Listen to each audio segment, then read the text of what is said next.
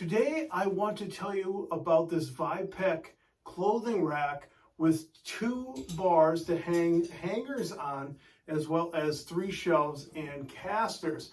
I'm going to unbox it. I'll show you how to put it together, and then I'll give you my opinion on it. Let's start by unboxing the stand. So we just unboxed everything. I have to say it was exceptionally well packaged. Everything was sort of banded together, taped up, separated, labeled nicely. We have the lower leg, the upper leg, the bar, casters, the clips that hold the shelf on the place that you want them, and the 3 shelves as well. So, and the hooks to go on the side too. Step 1 is pretty easy. We're just going to take the caster and we're going to screw it into the lower piece. And they've included a nice wrench here just to snug it up. Once we have the casters on, we're going to use 2 of these clips. They're labeled part E, and we're going to slide them right here.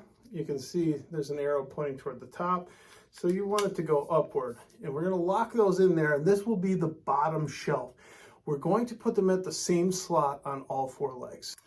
And this is what that setup will look like. Notice there are 2 with brakes and 2 without brakes. In the next step, we are going to take the shelf, and this side is the top side, and this side is the bottom side. We're going to slide in from the bottom side, and we'll just squeeze it into the clip just like that. Okay, and we'll let that rest there.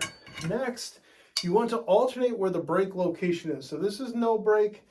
We're going to place a brake over here according to the instructions. Set it on the ground nicely. And then we're going to take the brake side, put it over here, and then we'll take this one and put it over here and snug it up.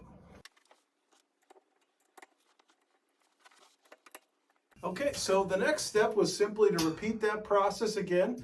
I put the clips here, here, here, and here, of course, all at the same height, and then we're going to snug on this second shelf. In this step, now we're going to go higher, and we're going to take the uppers, and we will screw them in here, and we'll do the same, once again, all 4. All right, the next step had me wanting to put the top on, but actually we want to put the hooks on first, so there's a set of 4 clips here. We slide this down over the top, and we also slide this over the top, like that. Then we want to get 4 more sets of clips, and we'll put the top on. We've installed our clips on the top. I'll take the shelf here, slide it on. So I was actually a little mistaken with how I hung the hooks. You need a little space between the top and here. Okay, so to hang the rod, we're going to take this clip and hang it over the center of the shelf, over that center wire. We're going to thread this right through the hole and then simply tighten it here. And then we will repeat the same step on the other side. Simply slide it over, thread it through, and tighten. And we have our clothing bars.